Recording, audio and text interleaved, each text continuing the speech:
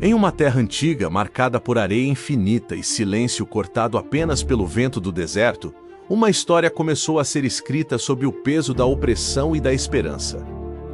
O Egito era uma potência absoluta, um império que parecia não conhecer limites, mas por trás dos palácios de pedra e dos rios que alimentavam a vida, havia um povo que vivia em dor constante, um povo que havia sido esquecido pelos homens, mas não por Deus. Os descendentes de Israel haviam se multiplicado ao longo dos anos. O que antes era apenas uma família, agora havia se tornado uma nação dentro de outra nação. E foi exatamente isso que começou a incomodar o coração do novo faraó. Ele não via pessoas, via a ameaça. Não via famílias, via um possível exército crescendo dentro de suas fronteiras. E então, em um ato de medo disfarçado de poder, ele decretou algo que mudaria tudo. Os hebreus deveriam ser escravizados. Os dias que se seguiram foram sombrios. Correntes foram colocadas onde antes havia liberdade. Trabalho pesado substituiu o descanso. Gritos ecoavam nos campos de construção enquanto o povo de Deus era forçado a erguer cidades para um rei que não conhecia misericórdia. Mas havia algo que o faraó não conseguia controlar. Quanto mais o povo era oprimido, mais ele se multiplicava. E isso o deixou ainda mais furioso. Em um novo decreto, ainda mais cruel, ele ordenou algo inimaginável. Todos os meninos hebreus recém-nascidos deveriam ser mortos, um ataque direto contra o futuro. Um golpe contra a próxima geração. Era como se o próprio tempo estivesse sendo interrompido pela crueldade de um homem que se julgava um deus. Elas podiam ter perdido tudo, suas vidas, suas famílias, sua segurança. Mas algo dentro delas era mais forte do que o medo. E quando eram chamadas a eliminar vidas inocentes, elas desobedeciam em silêncio, permitindo que os meninos vivessem. Mas no meio desse caos, duas mulheres simples, parteiras hebreias chamadas Sifrá e Puá, foram colocadas diante de uma escolha impossível: obedecer ao rei ou obedecer a Deus. O faraó descobriu, e questionou, e esperou respostas de medo. Mas elas responderam com coragem disfarçada de simplicidade. Disseram que as mulheres hebreias eram fortes, que davam à luz antes mesmo de chegarem. Uma explicação que parecia simples demais, mas carregava uma verdade maior. Quando Deus decide preservar uma vida, nenhum decreto humano pode impedir. E foi nesse cenário de tensão crescente que uma família comum entrou na história. Um casal da tribo de Levi, sem destaque, sem títulos, sem proteção. Apenas dois corações tentando sobreviver em meio ao impossível. Eles tiveram um filho, um menino, e ao olharem para ele, não viram apenas uma criança, viram algo especial, algo diferente, algo que carregava a esperança. Mas como esconder uma vida em um mundo que procura destruí-la? Durante 3 meses, a mãe o escondeu. Silêncio absoluto, portas fechadas, respiração contida.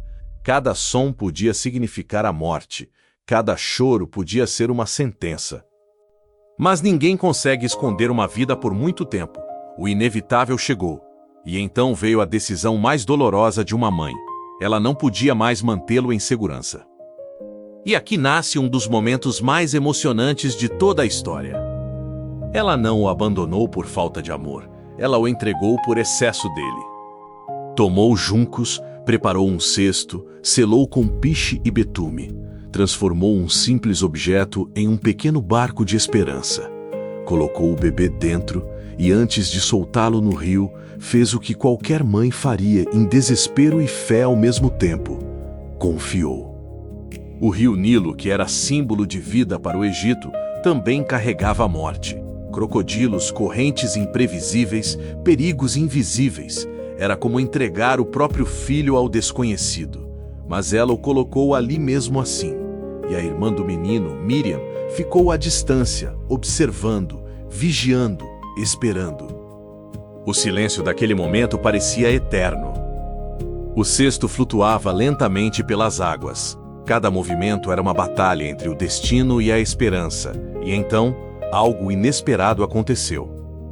A filha do faraó apareceu. Justo ali. Justo naquele instante. Ela desceu ao rio para banhar-se, acompanhada de suas servas, e ao caminhar pela margem, viu algo estranho entre os juncos, um pequeno cesto, algo fora do lugar em um mundo que parecia tão rígido e controlado. Quando o abriu, o inesperado aconteceu: um bebê chorando, um menino hebreu, um decreto de morte vivo em suas mãos. E aqui, a história atinge um ponto de tensão impossível de ignorar. O que deveria ser descartado foi amado. O que deveria ser eliminado foi acolhido. O coração da filha do faraó se moveu de uma forma que o decreto do pai não poderia prever. Ela se compadeceu, decidiu protegê-lo. E nesse exato momento, Miriam se aproximou com coragem e inteligência. Perguntou se deveria buscar uma ama de leite entre as hebreias. A resposta foi sim. Sem saber, a própria mãe do menino foi chamada para cuidar dele. O plano de destruição havia sido completamente transformado em um plano de restauração. O menino foi alimentado, cresceu, respirou segurança por um tempo, e quando ficou maior, foi levado ao palácio. A filha do faraó o adotou como filho e lhe deu um nome: Moisés, porque, segundo ela, havia sido tirado das águas. Mas por trás desse nome havia algo muito maior acontecendo. Um futuro sendo preparado. Uma história sendo escrita em silêncio. Um libertador sendo moldado dentro da própria casa do opressor. Moisés cresceu entre dois mundos: o luxo do palácio e a dor do seu povo. A riqueza do Egito e o sofrimento dos hebreus. E essa tensão interna não desapareceu com o tempo. Pelo contrário, ela cresceu. Até que um dia, já adulto, ele viu um egípcio ferindo um hebreu, e algo dentro dele se rompeu. Em um impulso, ele reagiu, e esse ato o levou a uma fuga desesperada. Moisés precisou abandonar o palácio, abandonar sua posição, abandonar tudo o que conhecia. E foi no deserto que sua verdadeira jornada começou a ser preparada. Mas essa já é outra parte da história. O que fica gravado neste momento não é apenas a trajetória de um homem, é a força de um Deus que trabalha mesmo quando tudo parece perdido. É a coragem de mulheres que desafiaram o império com sabedoria. É a fé de uma mãe que colocou seu filho nas águas não por desistência, mas por confiança.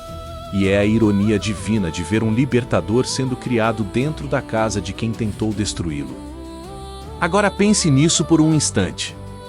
Quantas vezes a vida parece um rio sem controle, levando tudo que você ama para direções desconhecidas? Quantas vezes decisões difíceis parecem mais perdas do que escolhas? E ainda assim, a história de Moisés nos lembra que até os lugares mais perigosos podem se tornar caminhos de preservação quando existe algo maior conduzindo tudo. Talvez hoje você esteja olhando para situações que parecem sem saída. Mas a mesma mão que guiou aquele cesto no Nilo ainda guia histórias hoje. Se essa narrativa falou com você, deixe nos comentários o que mais te tocou nessa história. Inscreva-se no canal para não perder as próximas histórias bíblicas como essa. Deixe seu like para apoiar este conteúdo e compartilhe para que mais pessoas sejam impactadas por essa mensagem.